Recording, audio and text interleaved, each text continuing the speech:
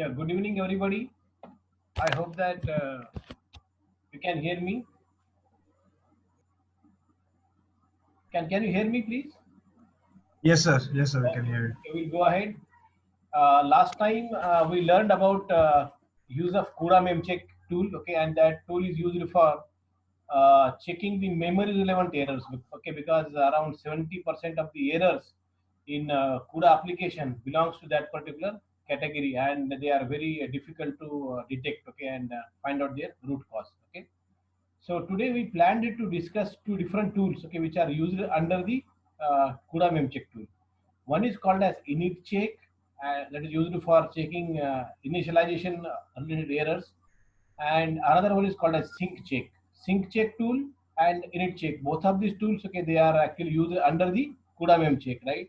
And sync check tool is used for checking any kind of synchronization hazards over there, right? So let us start.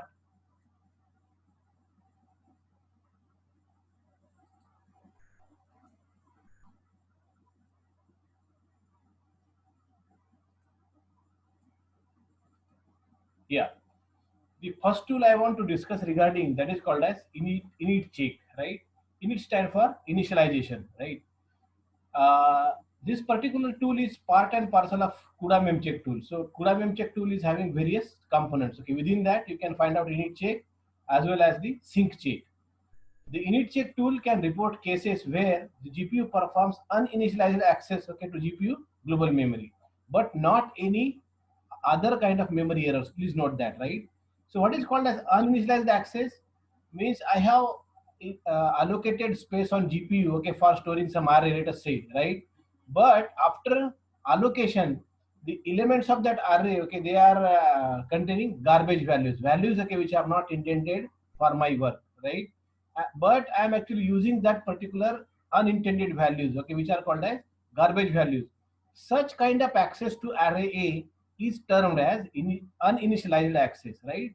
But please note that, okay, the GPU global memory is allocated to that particular array, right? So array resides on GPU, everything is correct, but the values are not initialized, right? Values, they are not copied, okay, to that particular array. But init check only memory related errors, okay, which are corresponding to uninitialized access, right? But not another kind of memory errors, right? And that is responsibility of CUDA MemCheck only. Please note that some applications errors, okay, they are due to uninitialized use of memory. So sometimes, okay, it is very difficult, okay, for CUDA applications, right, containing more than 4 or 5 kernels and lot of variables, okay, which have allocated space on GPU global memory. That our program is not producing the correct results. So possibly, okay, we can check for this particular uninitialized use of memory, okay, because we are not getting the intended results over there, and checking it becomes actually very much difficult, okay, if we are using multiple kernels, right, and which kernel has produced wrong results, right, okay, something like that. So for that particular purpose, okay, CUDA contains init check tool, right, for checking uninitialized use of memory over there. Please note that memory is allocated. There is no problem in the allocation of the memory. Memory allocation for that particular array is successful, but they don't have the values, okay, which I want, planned values, right? Because whenever we initialize any variable, okay, on GPU global memory, it contains garbage value. Some garbage values, there are some other values, okay, which are already present, okay, within that particular location, right? And they are not intended, they are not planned, okay, for my work, right? So init check, that particular tool is used for, okay, only checking uninitialized access. Is there any uninitialized access, okay, to any of the variable allocated space on GPU global memory? Yeah, that is the main work of init check tool. Yeah. So just to understand, okay, what is called as uninitialized memory access, assume that, okay, this is actually a partial code, okay, but this actually demonstrate that, okay, how we can actually use the uninitialized access, right? Let us say that, okay, I have to do addition of two vectors A and B. So integer pointers A, B, and C, okay, they are the CPU pointers. We can have their GPU pointers GA, GB, and GC respectively. Please note that they are CUDA malloc GA, GB, and GC. So I have allocated space on GPU by using their pointers GA, GB, and GC respectively for A, B, and C, right? Please note that I have used only one CUDA mem copy, okay, for copying contents of array A from A to GA on CPU to GPU, right? So, but here I haven't initialized, okay, the array GB, right? I need to copy, okay, some intended values into GB, right? But instead of doing that, okay, I have only copied values for GA.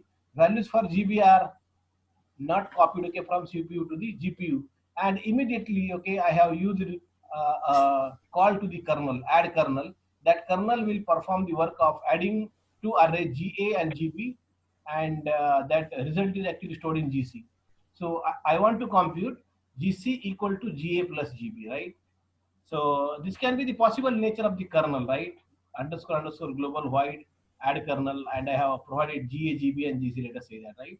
So just have a look at, okay, this particular only line of the code, okay, in the kernel, and that is more important, okay, to understand the uninitialized access. Okay, assume that, okay, these dots indicates that, okay, all those lines, okay, up to this particular thing, okay, they are correct. Assume that, okay, there is no error in the kernel, there is no syntax error, okay, in my whole program, right?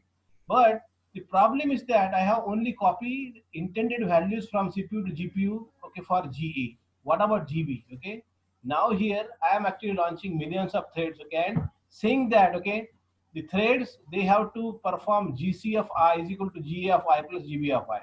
So GA of I will provide the intended values, okay, which I want to copy in GA. But what about GB? Okay, GB just allocated space, okay, by using CUDA malloc, and hence, okay, it will contain garbage values. So for each GA of I, we are picking one garbage value of GB of I, and we are actually adding it together, right? And you can get actually some kind of strained result, right? And that result will change per run of our code. Okay. So what is problem over here? I hope that now you grasp, okay, what is called as uninitialized access. I have allocated space to array GB, okay, on GPU global memory, but that is actually uninitialized. I haven't initialized the contents of that particular array, and before initializing it, okay, I am directly working on it, right? This is called as uninitialized access, okay, because our array GB is uninitialized. I haven't copied the intended values over there, okay. So what can the results? Results will be a very surprising, right? Because garbage values can be positive, negative, with small magnitude, higher magnitude, and something like that, right? And per run of my whole CUDA application, okay, the output provided by this add kernel, okay, will change in a very strange manner, okay, because what, GB I'm using as a uninitialized array over there, right? And I'm picking the uninitialized values over there, right? And these values are garbage values, okay. So I'm not getting the intended results, okay. So possibly error can be this, okay, and this is trapped by the init check tool.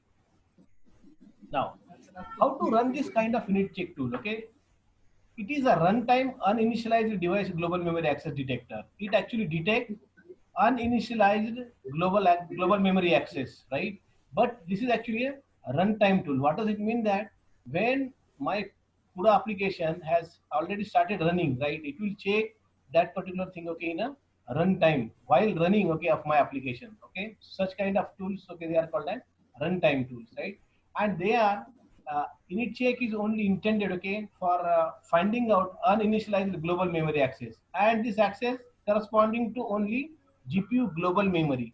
Please note this fact: init check is actually used for checking uninitialized kind of global memory access only. I'm not talking about constant memory, shared memory, and shared memory. Please note this particular fact, right? So till today, init check is used for checking uninitialized global memory accesses, and it is not considering any another kind of memory, even though GPU contains various kinds of memories. Please note this fact. This tool can identify when device global memory is accessed without it being initialized, and that is the sole role of it, right? Because it seems to be very much difficult when we write real world CUDA application containing uh, 5 6 kernels, okay, and a lot of global variables. They have allocated space on GPU, so it may happen that, okay, some or at least one of that particular global variable or the variable allocated space on global memory may remain uninitialized, right? And that will cause incorrect results. Okay. Yeah. Device memory can be initialized. Now see that, okay, what are the various ways of initializing that particular device memory? So first of all, what we're supposed to do is that, okay, we need to allocate space for every variable, right? Okay, so if that particular variable has already allocated space, right, then we can go for, okay, device memory initialization or GPU global memory initialization. How it can be done? It can be done by using three different ways. Okay, number one is device side writes. Okay, so writing directly to the global memory. For example, there is an array GB. Okay, I will write a kernel. Okay, that will compute values. Okay, that need to be stored in the global variable GB. Okay, over there, right? So device side writes. I am writing, okay, by using a kernel. That kernel will compute the values that can be copied, okay, into the array GB. Okay, so this is one way I can initialize. Second way, with which you are already familiar, okay, that I have to apply CUDA mem copy. Okay, that how I can done it. Okay, for the last example, I have copied contents of a CPU array A into GPU array GA, right? So A to GA, and it can be done by using CUDA mem copy. So device memory initialization can also be done with the help of CUDA mem copy. Otherwise, okay, we can also have the CUDA memset API. So CUDA memset is actually an API that is used to set contents of that particular memory. For example, if array GB is just allocated space on GPU global memory by using malloc, then I can use CUDA memset API to set all those values of GB to, let us say, 1, 1.5, or whatever may be the intended values. Okay, I want to copy in that, right? So these are the three different approaches or ways for initialization of the GPU global memory variable. Okay, please note that init check tool is available on the GPUs, okay, with the compute capability or SM compute capability greater than or equal to 3.0. So please check that, okay, what kind of GPU actually you are using, right? So, and please note, okay, what is GPU compute capability of your GPU. If it is greater than or equal to at least 3.0, then only init check tool is available on your GPU, otherwise no, right? So we are using actually a Tesla V100, right? And that is having compute capability of, I think, 7.5, right? So init check tool is definitely on that, right? But those who are using GPUs other than that of this, right, please check that, okay, what is compute capability, and if compute capability of your GPU is 3.0 or higher, then init check tool is available on it, right? Yeah. Now, how to use that particular init check tool? Okay, this tool is enabled by running the CUDA memcheck application. Okay, so it is working, okay, under the supervision of CUDA memcheck, okay, which we have already discussed about, right? And with the dash dash tool space init check option, so that option need to be added, okay, in the CUDA memcheck application, right? Whenever I have to check any uninitialized memory accesses, global memory access on GPU, right? Then I have to use CUDA memcheck application, okay? And within the supervision of CUDA memcheck, I supposed to run, okay, init check tool, right? For example, this can be the command line arguments, right? For example, CUDA dash memcheck, okay? Because what? I want to run my init check tool, right? Okay, within the supervision of CUDA memcheck tool. Now, how I can run init check? I need to put dash dash tool space init check. Okay, this is the name of the tool, okay, which I want to invoke, okay, under the supervision of CUDA memcheck. And then we can have the various kind of memcheck options over there. For example, leak checking, okay, and something like that. Please note that these are the options corresponding to CUDA memcheck and not related with the init check. Then I can have name of my application. For example, abc.cu. .cu is actually name of my application source code, right? And if there are certain options, okay, for my applications also, right, then that options, okay, which are specific to my application, right, that can be written over here. This is the way, okay, that we can call to init check tool. Please note that it is called under the supervision of CUDA memcheck, okay, and by using this particular switch dash dash tool space init check, right, and by providing some of the options of the CUDA memcheck. Yeah, please note that the init check tool does not perform any memory access error checking. So it actually perform only one kind of and detect, okay, only one kind of error or a sort of wrong access, that is called as what? Uninitialized access, right? But please note that, okay, it does not perform any kind of another memory relevant errors, okay, which can be trapped, okay, by using CUDA memcheck, right? It is recommended that users first run memcheck tool to ensure that, okay, there are no other global memory accesses, right? uh, Global memory access errors, right?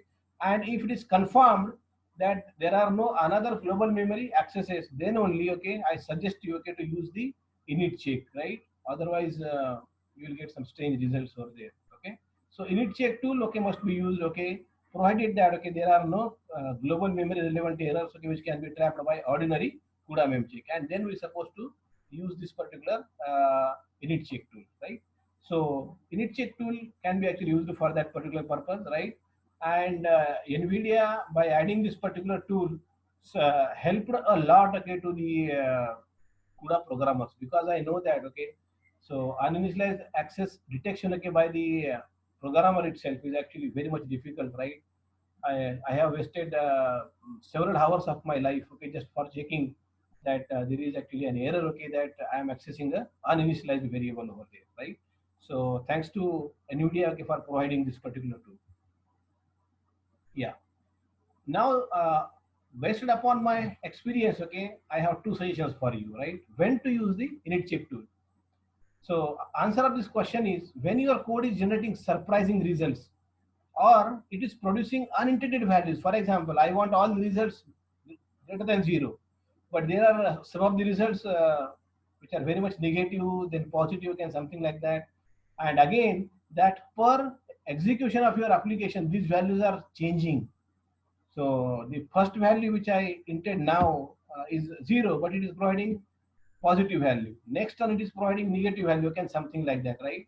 So the values, okay, which I am expecting, okay, they are not given by the my application, and you are getting some sort of surprising results, and your kernels, okay, they are producing unintended values, and per run, okay, your results of every kernel is going to change, right? So please, you can suspect that there can be uninitialized global memory access on GPU, and that is producing the wrong results, right? So this is actually a right time, okay, to think regarding, okay, use of init check tool. Yeah. When are the chances of use of uninitialized global memory accessing code? Okay, so answer of this question is that if you are working with CUDA application with many variables allocated on GPU global memory, then chances are that, okay, some of the global or the variables, okay, which are allocated space on global memory, they remain uninitialized over there. So these two questions will definitely help you, okay, when and how to use, and where the probability that you will use actually global memory access is more. Okay, so this is regarding init check tool, right? So it checks only uninitialized global memory accesses. Another tool, okay, that is also can be used, okay, under the supervision of CUDA memcheck is called as sync check. So sync check is actually a tool that detects that is there any kind of hazard in synchronizing of the thread, right? So if I say that, okay, n number of GPU threads, they are synchronized. What does it mean? That, okay, they are arriving exactly at the same place at the same time. This is called as what? Synchronization, right? And synchronization is very much important in the parallel computing, okay, because sometime, okay, it is expected that all those threads, okay, they must finish some kind of work, right? And unless and until, okay, all the threads, okay, which are belonging to either a warp or in a CUDA block, they haven't completed such kind of work, no thread should be allowed, okay, to proceed further. This is called as what? Synchronization. I want that somewhere in the middle, okay, the all the threads belonging to a block, CUDA block I'm talking about, or a warp, they must complete up to a given mark, right? And that kind of thing is called as what? Synchronizing GPU threads over there, right? And there can be problems in the synchronization. If synchronization is not done properly, some of the threads, okay, they may go ahead and they may pick actually the garbage values and can produce you the wrong results. So what is the problem, okay, regarding the synchronization in your CUDA application, that can be detected with the help of sync check tool. Otherwise, it is very difficult, okay, for you and me, okay, to detect it, right? For example, okay, we learned about the GPU parallel reduction, right? And we use their underscore underscore sync threads, right? So this is actually the synchronization primitive, and that primitive is used to synchronize threads within a CUDA block. What does it mean? That I want that every thread, okay, within the same CUDA block has to perform up, okay, up to a level of underscore underscore sync threads, right? And then only threads are allowed to go ahead of that particular thing, right? So this is called as a synchronization, and synchronization can be done with the help of synchronization primitives, right? And today I want to talk only regarding two synchronization primitives: underscore underscore sync threads, which we have already used, and underscore underscore sync OR, right? So this is the synchronization which is expected within a CUDA block, and for that particular purpose we are using underscore underscore sync threads. Please note that this is used, okay, within the kernel, okay, to synchronize the threads, okay, within the CUDA block. And underscore underscore sync warp is again actually synchronization primitive that is used to synchronize the threads, okay, within a warp, right? So sync check tool is a runtime tool that can identify whether a CUDA application is correctly using the synchronization primitives or not. And if not, you may get actually strange results. So underscore underscore sync threads, it is used for synchronizing threads, okay, within a given CUDA block, whole CUDA block. You have to consider synchronizing all the threads, okay, which are part and parcel of the same CUDA block. And what is underscore underscore sync wrap? So sync warp is actually used for synchronizing threads, okay, within a given warp. And we know that a warp is actually a bunch of 32 threads having consecutive thread IDs, right? So what is the relationship between warp and a CUDA block? A warp is set of 32 threads, and a CUDA block, okay, is actually a collection of one or more warps, right? And that's why CUDA block size must be multiple of 32, right? So if I consider two warps, okay, then CUDA block will be having of size 64. In CUDA block of size 128, I can have 4 warps, right? In 256, I can have 8 warps, again, something like that, okay? So synchronizing the threads within a warp, we need to use synchronization primitive called as underscore underscore sync warp. And for synchronizing all those threads, okay, which are part and parcel of the same CUDA block, underscore underscore sync threads synchronization primitive need to be used, right? And both of them, okay, they are available, okay, on a GPU with compute capability 3.5. So SyncCheck tool, okay, is available on all those GPU that is having compute capability greater than or equal to 3.5. Okay, so this is brief introduction to SyncCheck tool, right? Now we need to understand the working of underscore underscore sync threads, right? I already told you that this synchronization primitive is actually used for synchronizing all those threads, okay, which are part and parcel of the same CUDA block, right? So I can synchronize the threads, okay, within a given CUDA block by using underscore underscore sync threads. Assume that, okay, I have used a CUDA block size of 64. So assume that, okay, this is the CUDA block, and these are the 64 threads, right? So this CUDA block can be divided into warps. Let us say that W1 is the first warp and W2 is the second warp. Intentionally, I have shown, okay, W1, okay, with the blue color, and warp W2, okay, with the help of greenish color, okay, and these are the 32 threads, okay, belonging to W1 as well as W2. W1 is having 32 threads, W2 is having 32 threads, right? The thread IDs of W1 is from 0 to 31, and of W2 is 32 to 63, okay, something like that, okay? Now, how this particular CUDA block gets executed? So CUDA block size can be anything, that is multiple of 32, right? But very interesting fact is that every CUDA block, irrespective of its size, can be executed in terms of warp only, one warp at a time, right? And multiple warps, okay, they are actually scheduled in a round robin fashion. So just to elaborate more, right, consider this kernel, hypothetical kernel, okay? Assume that every code, okay, which is part and parcel of the code body of this kernel is working fine, right? Let us say that, okay, I want to synchronize all the threads, okay, within the same CUDA block, okay, of size 64 in this case. Then I have to apply underscore underscore sync threads, okay, just after this, z is equal to x plus y. So all those 64 threads, okay, they will actually calculate their own value of z by adding their own x plus y together. And I want that, okay, all the threads, okay, they must actually uh, come at this particular point, right?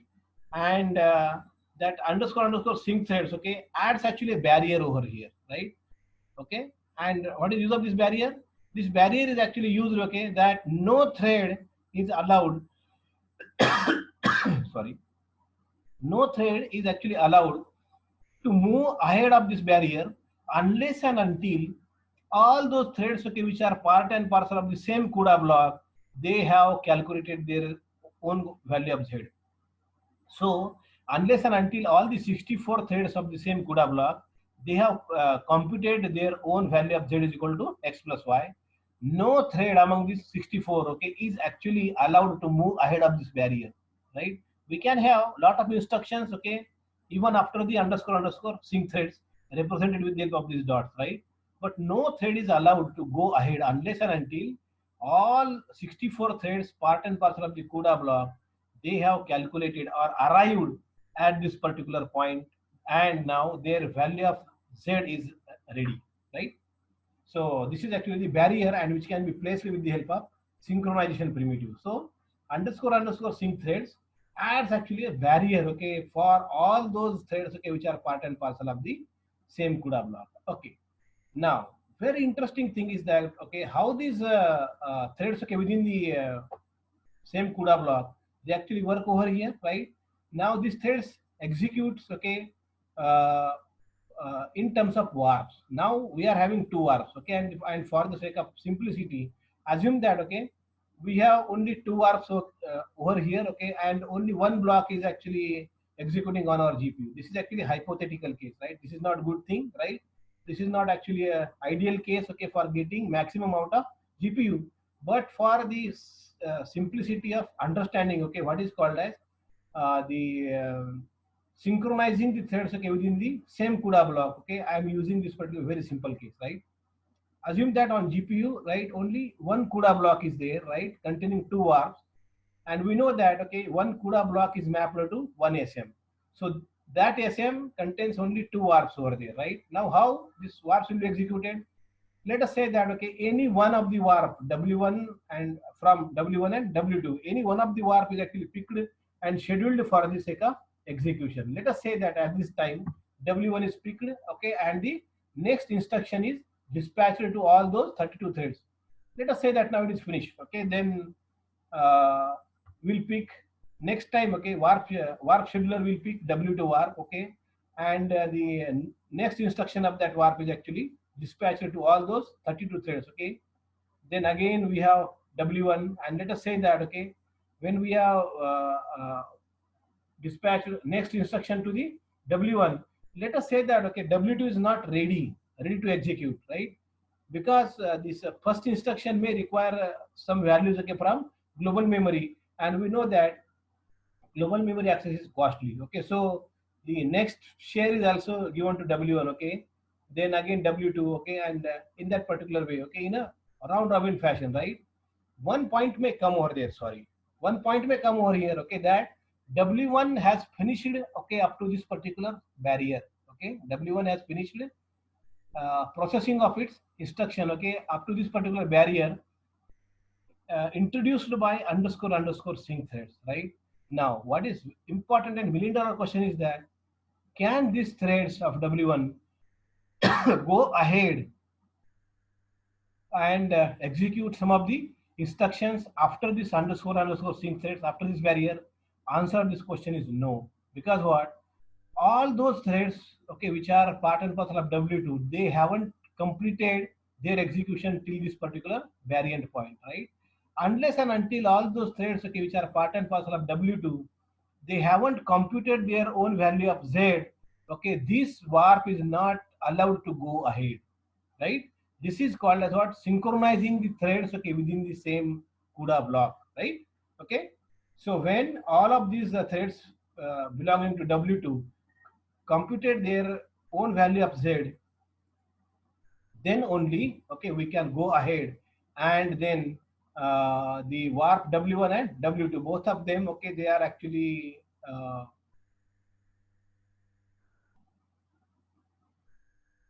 they are allowed to go ahead, right? So in that particular way, okay, synchronizing the threads within the same CUDA block, okay, will actually happen in that particular way.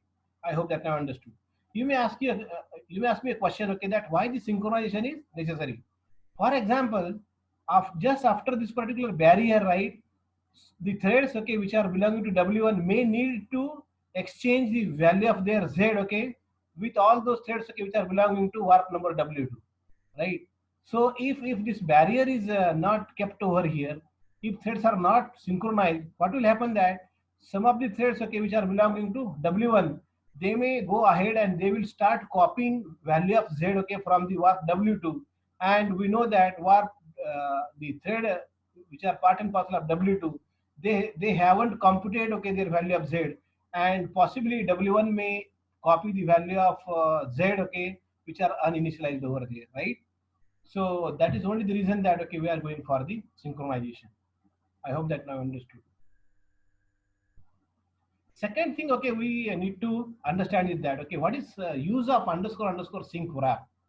So underscore sync warp is exactly the same thing, okay, like underscore sync threads, but it is happening within a warp. Consider warp W1 only, right? Only one warp is there, okay, and that is having 32 threads, okay, over there. Please note that some of the threads are red, and some of the threads they are actually black over there, right? And consider that, okay, this is nothing but our kernel, okay. So if I is even, if the thread within the warp is even number, right, then I want that the thread has to copy or the thread has to compute Z is equal to X plus Y. Otherwise, the thread has to copy or compute P is equal to 3X plus 2Y. Please note that the computation done by even thread is different than that of odd thread. And possibly the amount of time, okay, which is needed for even thread as well as odd thread can be actually substantially different from one another, okay. So underscore sync warp is actually used over there, and that exactly puts a barrier, okay, like our underscore sync thread, but now it is, okay, within the same warp, right? It means that, okay, the threads cannot go, okay, beyond this particular point unless and until all those threads, okay, they have computed their Z as well as P both, okay, and then only, okay, the threads are allowed to move ahead, okay, and can execute, okay, the instructions, okay, which are written after the underscore sync warp, which is written inside the kernel, okay. So possibly, okay, so even and odd threads, okay, want to exchange their values, okay, after this particular barrier, and if it is needed, then underscore sync warp is actually very much necessary. Otherwise, what will happen? Some threads will go ahead, right, and they will copy all the threads, okay, which are following if path. They will complete their work first, right, and they will start to copy the values of P, okay, which are expected to be computed by the threads, okay, which are in red color over there, right? But since the odd values threads, okay, they have to do more work, right? They may not have computed their value of P, and hence even thread, okay, may pick it up or may pick the garbage value of each and every thread, okay, which is there over and which is not computed by that particular threads over there, right? So if even and odd threads they have to exchange their values, right, then barrier synchronization within a warp is actually necessary, right? And this is the work of underscore sync warp. So we are synchronizing the threads, okay, within the warp, okay, because they have to exchange their values. And if you want to swap the intended values, then barrier synchronization underscore sync warp is necessary. The sync check tool is actually invoked, okay, under the supervision of CUDA mem check, right? Dash tool and sync check, exactly like init check. Note that, okay, the sync check tool does not perform any kind of memory access errors, right? And if you want to check memory access errors, we have to use CUDA mem check tool. Yeah, understanding the sync check tool report, right? So what kind of report is actually prepared by the the sync check tool? For each violation, okay, the sync check tool produces actually a report message, right? And that identifies source location where the violation of synchronization is there, and what kind of or what type of or what classification of error is there. Okay, so that kind of report is actually generated, and each report of sync check starts with a barrier error detected. This is the simple message given as a barrier error detected, that there is error in the synchronization, and in most cases this is followed by classification of the detected barrier error. What kind of barrier error is there? So that name of the class is actually written over there, right?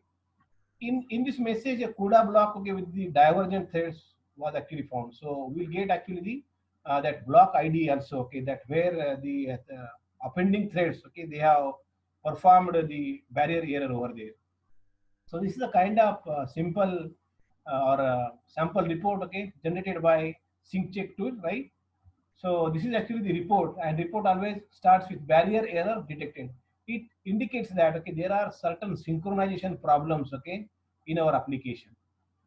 Second thing is classification error. What kind of error, violation error, synchronization violation error is there? And that is classification, okay. And what is that? What is name of that class? Divergent threads in a block. So there are certain threads, okay, which are diverging from one another, and they are present in the same block is detected, and synchronization is not performed properly over there, right? What is next thing, okay, in the report? Application name. What is name of your application, okay, in which, okay, we got this particular error? So divergence.cu, that is name of our application, and name of the kernel, okay, where that particular synchronization violation error is there, that is thread divergence over there, and offending thread, okay, that which thread has actually performed that. So thread whose id is 37, and in which block. So we can also get the block id, and we can get actually the error summary, that how many number of errors of this kinds, okay, they are observed over there. So this is a simple report, okay, prepared by SyncCheck. So there are following types of errors or classes of errors. Divergent threads, okay, in a block. That the threads, okay, which are part and parcel of the same CUDA block, they are diverging, okay, and there is no synchronization present. Divergent threads, okay, within the warp. The threads are there, okay, within the same warp, and they are diverging. We can also have the error of type or classification error, invalid arguments. There are certain barrier synchronization primitives, okay, which uses certain arguments, and if these arguments are invalid, we'll get this particular error. We can also get an error of deprecated instruction. Deprecated instruction means what? Okay, the name of that function is changed now, right? But still, okay, our code is using the older name of that particular function. Then at that particular time, okay, we are getting this particular error if we are using older names of the uh, synchronization primitives. And unknown error is another category, okay, where SyncCheck does not recognize, okay, this particular kind of error. So in this particular way, init check and SyncCheck tools, okay, they are helping us, okay, for finding out the uninitialized memory accesses and the errors, okay, which are corresponding to synchronizing the threads. Yeah, thank you very much. We'll halt here. Any doubts, any questions? I'm available to you on WhatsApp. You can directly email me.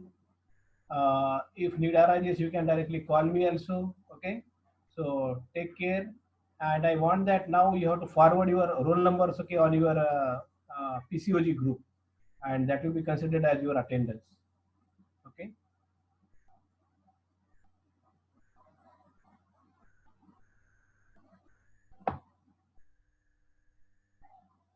Yeah. Thank you very much.